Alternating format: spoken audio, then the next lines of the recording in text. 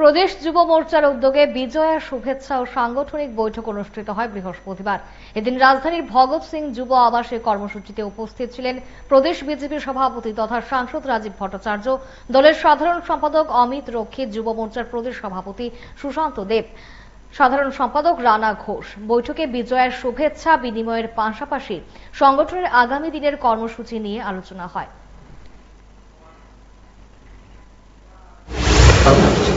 ভারতীয় জনতা যুব মোর্চা ত্রিপুরা প্রদেশ কমিটির উদ্যোগে আমরা এই ভগৎ সিং প্রেক্ষাগৃহে যুব মোর্চার সমস্ত মণ্ডল সভাপতি, জেলা সভাপতি এবং আমাদের প্রদেশ কমিটিকে নিয়ে আমরা বিজয়ার শুভেচ্ছা বিনিময় করব এবং আগামী দিনের আমাদের কর্মসূচির রূপরেখা আমরা তৈরি করব।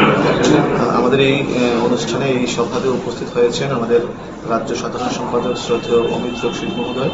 কিছুক্ষণ বাদে উপস্থিত হবেন আমাদের রাজ্য সভাপতি তথা সাংসদ রাজীব ভট্টাচার্য মহোদয়।